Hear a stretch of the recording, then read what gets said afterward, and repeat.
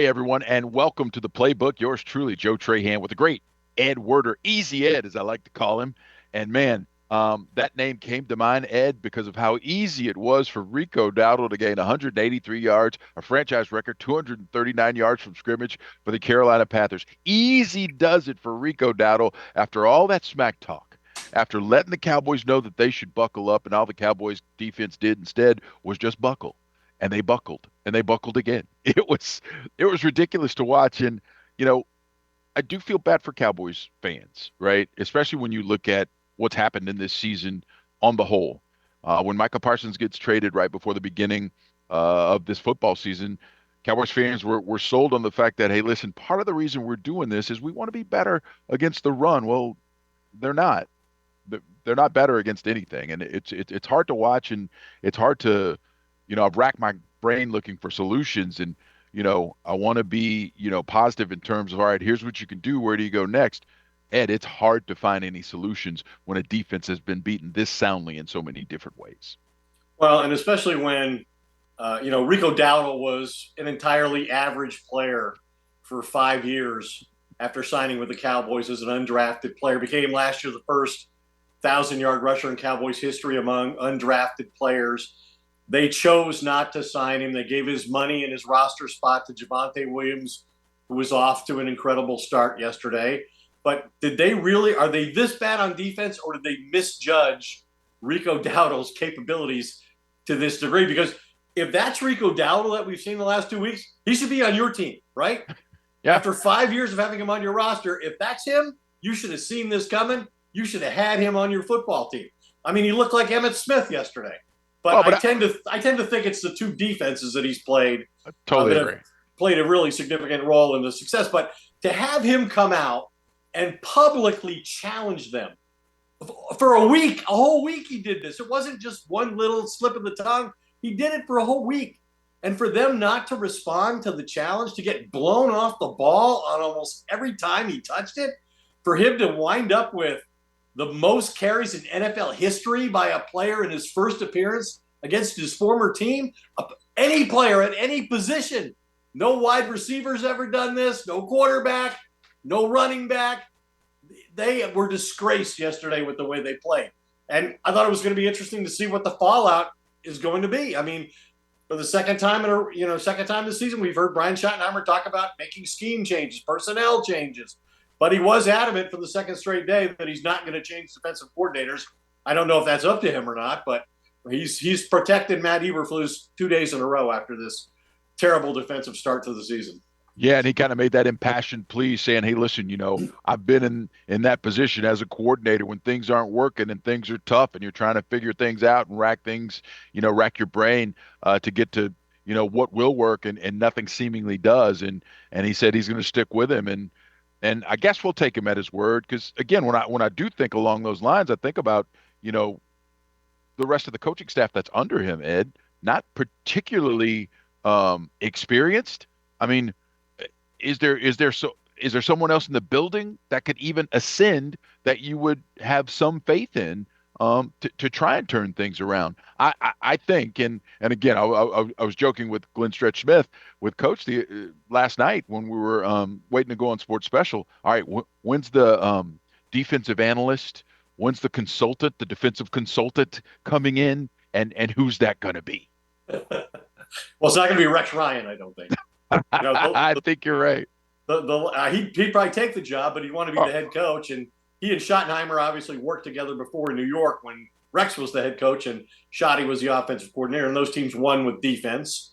But if you're Schottenheimer, you don't want a big personality like that coming in on your staff.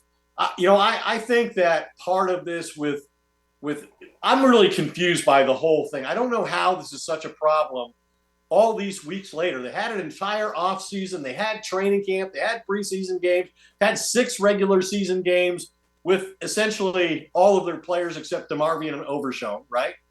It had to be a shock to the staff when they traded Micah Parsons, when they were expecting to game plan everything around him defensively, using his versatility, his pass rush.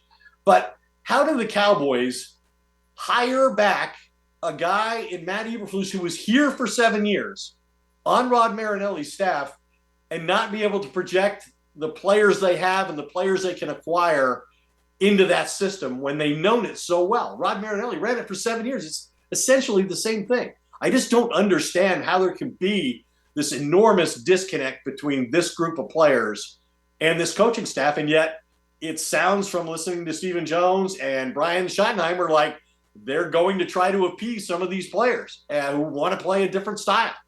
I assume that starts with Trayvon Diggs at corner, that they want to play man to man. That's where they've known success. That's how they became, NFL interception leaders.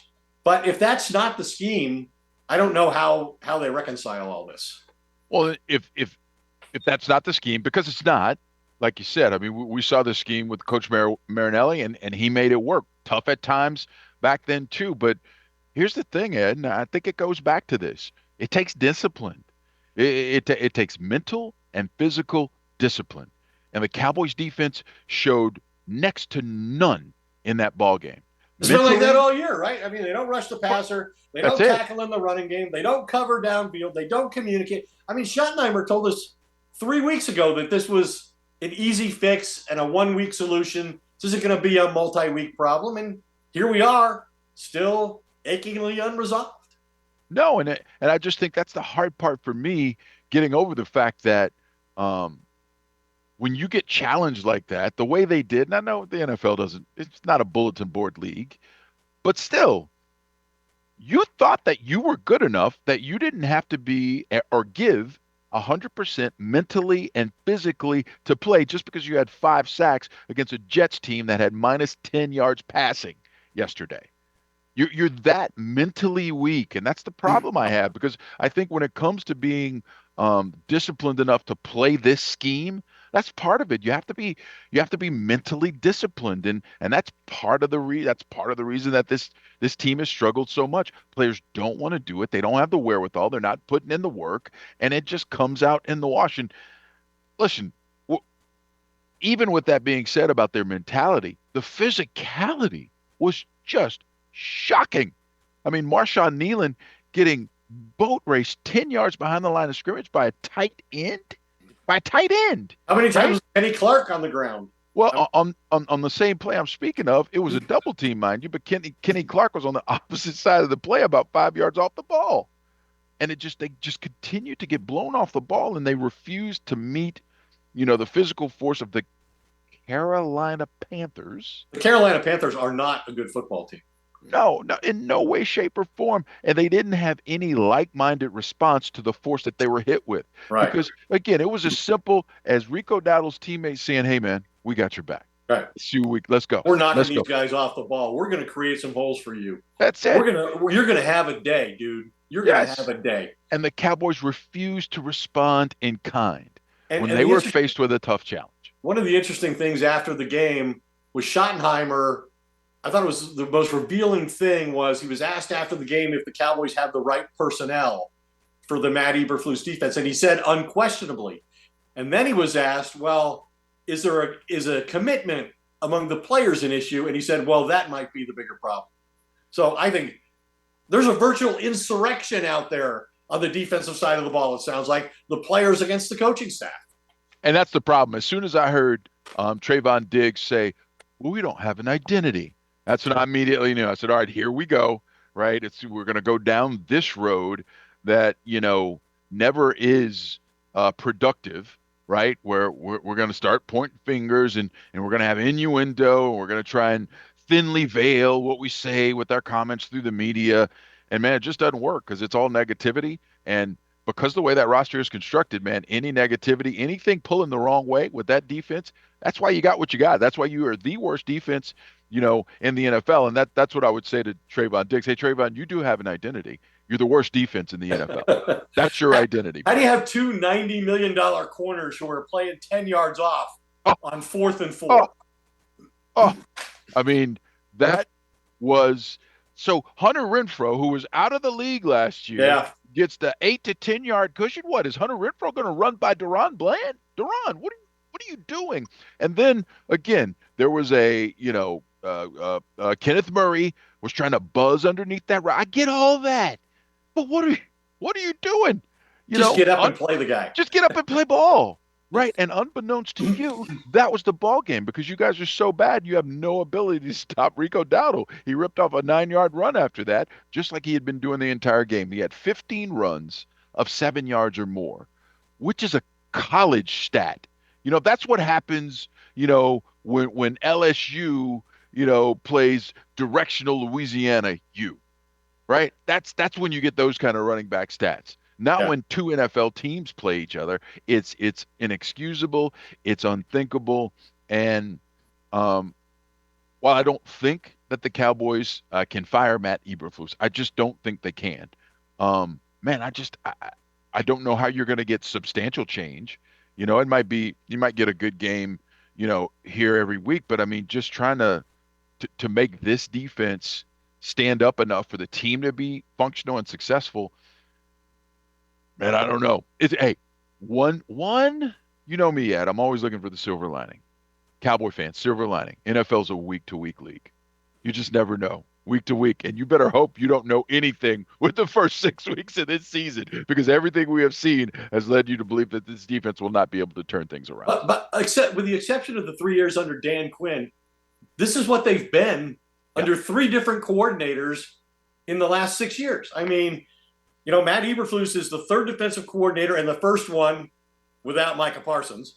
He's their fourth coordinator in 6 seasons. Dan Quinn is the only one of those guys who coached multiple seasons, and his teams all finished in the NFL's top 10 in scoring defense each year. On top of all the takeaways, on top of all the pressures and sacks, Mike Nolan and Mike Zimmer were both one and done with the Cowboys.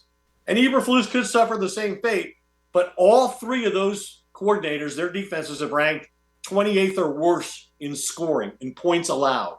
And so we shouldn't be surprised. Like, Dan Quinn did create an identity. Dan Quinn came in, he got to pick the players he wanted. There was some continuity over time, and he acquired guys who fit the profile of the way he wanted to play. That's And, not what's happened here. and like Eberflus, Quinn was actually also the third coordinator in 3 years because Marinelli's last year was 19. Then Mike Nolan had 20. Quinn comes in 21, but he also had that chess piece that allowed him to create that identity by bringing pressure. And whenever the Cowboys got up, that pressure got ratcheted up. Micah goes nuts, and all of a sudden you had a defense that ranked number 7 in the NFL that season because Yeah. they did have, that identity and something that you could hang your hat on. And listen, we saw that defense struggle late, especially when they couldn't get those leads, and that was the knock on that defense. If they weren't ahead, it was hard for them to get to the play style they liked. But at least he created an identity that worked quite well for a long time. And to see this defense struggle again, you make a great point. Um, with the exception of what Quinn was able to do and how he was able to get through to those guys, it has been wash, rinse, and repeat with the just confounding play of this defense at And times. to underscore all of it, Dan Quinn's coming here this week. Yeah, I know, right? Right. Just to make it come full circle, right? Like, Quinn the comes NFL in. just created all this defensive drama for the Cowboys so they could sell the Dan Quinn game. Well, it's scripted, right? It's scripted, right? That's what everybody likes to say. No scripts, folks. It's just the beauty of reality football TV because it's the best reality TV there is. And listen, with Quinn coming in, and with more importantly, Jaden Daniels coming in, that Commanders team has kind of been up and down, but Daniels back after injury. He's been back the last couple of weeks. Cowboys have got to watch out because with what Well, they've put on tape, he is going to have a field day with this defense. you got to play assignment football against Yes. this quarterback because he's Yes. arguably the best dual threat player in the league right now at the quarterback position. And they run the RPOs. He leads the NFL in zone read runs. And Dan Quinn, like Dan Campbell, is one of those guys who, hey, I'm going for it on fourth down. Yeah. They lead Yeah. the NFL in fourth down attempts, in success rate, and in points where they score touchdowns off of a drive that included converting a fourth down. So they're going to make you play 4 downs on defense, which is the last thing Dallas wants to do. They would like to play 3 or less. No doubt. And then it's interesting, right? Because with what this defense has put on tape, there's been this carryover effect to what I've seen Schottenheimer and the offense do. Because Yep. for the first time, I really thought that Schottenheimer changed the way he called that ball game because he was trying to protect his defense. Couldn't trust his Um, defense. he couldn't trust him, and the one thing that I've loved about the way that Shotty called these games in the first five was the aggression factor was a 10 most of the time out of Right. 10, right? But you could tell he dialed it back. And when the running game was missing in that game, it made things incredibly difficult for the offense as well. But all Dak Prescott did was throw another three touchdown passes, 10 TD passes in the last three games. And I don't want to steal your thunder, Ed, because you had the stat from ESPN about the last three games that I want you to share because when I read it, my mind was blown. Well, in the case of Dak Prescott, he's got 11 combined touchdowns, passing and rushing over the last three games, and no turnovers. That's been done 79 times in the NFL. And the Cowboys are the only one of those teams that doesn't have a winning record in that 3 game span. They're also the only team in the NFL to average 30 points with no turnovers across 3 games and have a losing record in that span. That's They've the won one. 1 game. That's the one that got me, Ed. I Yeah. was like, NFL's been going on for more than 100 years, folks. It's never happened until this defense Yep. allowed it to happen. And of course, you got the other crazy stat. The Cowboys are the only team in the league that's scoring 30 points a game and also allowing 30 plus points a game. I mean, these statistical anomalies are just They're underscore. just piling up on the Just, Cowboys on this franchise. well, and it feels like the Mike Nolan year because you Yep. remember, especially early in that year, Ed, Yep. when it felt like week after week. Oh my God, another threshold. Oh, that's never happened to the That's Cowboys when before. Dak was That's never throwing for happened.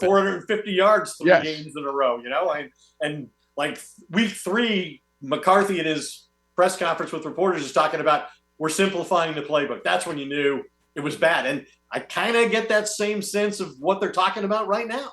No, I Like agree. we're going to give in to the players. We're going to try and get them to do what they do best and see how that works because what we're trying to do now is not working. No, you're And right. yeah, I mean, you feel for Dak and the offense because, like you said, it's changed the way Schottenheimer approaches games, the way he calls plays, the decisions he makes on punting and going for it.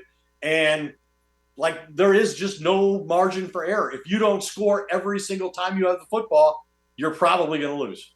And here's the other thing about Dak that I think, and I found a little bit of a differentiation point as opposed to that awful season with Mike Nolan. And a lot of those Mike Nolan games, the Cowboys would get blown out, and Dak would get a lot of garbage yards Yeah. and garbage points. That's not the case this year because a lot of times it's score for score, right? They got blown out once, but again, and Dak didn't even have a great game in that game. But a lot of these games, he's played even better because it's been more of an even footing and hadn't been against as much prevent defense as it was that year. I mean, he's just having to score to keep up and try and keep things going. And for him to continue to do so and play at this level, at the hardest position in the NFL, and for the Cowboys to not see more out of it, man, it's just a travesty. And when you look for reasons why, I mean, you got to look at the roster, and I started looking at along that defensive line. I just started thinking about Amazi Smith, Not Marshawn even Nealon, active yesterday. right? A 7th-round pick in a game where you're prioritizing winning the line of scrimmage and stopping their run game. Yes, A 1st-round pick from 2 years ago, Mazi Smith, loses his roster spot to a rookie 7th-round pick in Jay Toya. it's unbelievable. And when you think about it, even Sam Williams, who was so happy at training camp and he was so highly touted, he hadn't done anything, Ed. Yeah. He hadn't done anything. He's played off when, and he looked yesterday. He looked slow. His hips look bad. I mean, that's bad. Marshawn Nealon, as we said before, gets walked back by a tight end. I mean, it is, unfortunately, the Cowboys can't draft on the defensive line like they can on the offensive line. Because if they could, they'd be okay. They'd be great. But they can't. And they are paying for those past sins, right? And you think about the linebacking core that has struggled, and Kenneth Murray, Jack Sanborn, of course, he's hurt. They've struggled. A couple of the offseason acquisitions that they missed on, that didn't work. Man, it is. It's rough. I feel bad for Donovan Wilson. It feels like Donovan Wilson is being played out of position. Yeah. I mean, how bad did he look on that touchdown by McMillan, right? Oh, my God. First of all, Bland gives him a free release off the line of scrimmage, and then he turns Donovan Wilson around to the point he's got to put his hands on the ground so he doesn't fall over. And then he's wide open. Like NFL quarterbacks are not missing these throws. No, These no. I mean, it's guys are easy. so wide open they can't miss. No, Even the ones who aren't any good. no, Like that's the thing. like the guy that played yesterday. Yes, I Bryce mean, Young, they made him look like Steve Young. it's so that's a good line. Unfortunately, it's true. I mean, it is. It's true. And like you said, they got Rico Dowdle looking like Emmitt Smith. I mean, you know, to average 6+ yards in the NFL on 30 carries, Oh, and it's you're getting 31 yards rushing on your yeah. side of the ball, I mean, 1.2 yard average or worse in 12 years. man, it's hard to fathom, and you just don't know how we got here, other than, you know, I mean, call it for what it is. I mean, there was give up in that defense long before they tried to give up that touchdown late in the game to try and get the ball back. There was a lot of give When up that's before your that. exit strategy, that's bad. Yes. When it's let's let them score and maybe Dak can drive the length of the field, put another touchdown on the board. We go to overtime. We're good at overtime, and That's right. and maybe we'll win that way. That's all they had. That's all they had. That was the only card they could play. And unfortunately, they were playing a lot of give up before then too. Yep. And it's not just unsound. When you add and when you do wonder how it gets this bad, here's the equation. When you add unsound play to a lack of care given to your job, this is what you get, right? And I think for whatever reason, these players are allowing themselves to put this on tape. They're allowed, and in this league, the tape's going to last forever. Somebody's always going to be able to point to this. You know, I don't know if these players think they've gotten out because they can say, oh well, you know, XYZ, I got coached this way, and these coaches, you know, don't know what they're doing. Well, whatever the case, for them to get to that point is inexcusable, especially when you have the offense doing what it's doing. George Pickens, a career high 9 catches, ends up with 168 yards total and a touchdown and a hurdle play that might end up being play of the year, and it wasn't even a TD. I mean, it's Jake Ferguson's got oh, what 4 touchdown he's got catches in 4 TD the last catches. 3 games. He's set records for the first 5 games. You know, with 41 catches going into this game, he tied for the most in the NFL ever through that 5 game span, and it's all just being wasted because that defense just physically and mentally is playing incredibly weak football all around. And it's Cowboy fans, you deserve better. You know, unfortunately, Ed, I say that too much. It's a line that I always have in my back pocket, and I use it way too much, but I think it's true. I guess the only hope this week is Washington's playing tonight, so they're going to be on a short week playing on the road, and it's obviously an opponent the Cowboys know well. They played them at the end of last season here and almost won the game. I think McLaurin caught a touchdown pass on like the last play of the game. It was McCarthy's final defeat, as it turned out. Yep. And it sounds like they're very encouraged about CeeDee Lamb coming. I mean, you talk about all Dak's done. He's done it for the last 3 weeks without his best See, receiver. I know it's crazy. And without Kevontae Turpin, who's arguably his third best receiver, and Tyler Booker, they may all come back. Could that make that's not where the problem is, right? But maybe we can score 5 more points on that side of the ball and overcome the defense. Got to score 35. Just put you remember way back in the day, coaches used to put 17 on the board. All right, let's get 17 points. We can try and win. I think that number got skewed when the football got more offensive. That number may have been 21, 24. For the Cowboys, that number's 35. At least. All right, guys. That's right. Because 40 wasn't enough. 40 wasn't enough. But you put the 35 on the board for the Cowboys now, and you got to hope. I mean, it's unthinkable, Ed. I mean, you and I watched a whole lot of football. And when you start talking about the superlatives in a bad way, the absolutes in a bad way, the way we have with this Cowboys defense, it's incredibly telling. And listen, Matt Eberflus had a couple of top 10 defenses when he was with the Colts before Yep. he took over the head coaching job with the Bears. And listen, the Bears was a roller coaster ride, granted, but the guy can coach. Why it's not working here? And why it's failing so miserably, I should say. That's it's hard to figure. It's hard to figure what has, you know, like you said, there's obviously an absolute disconnect, and it's hard to find out exactly where that is.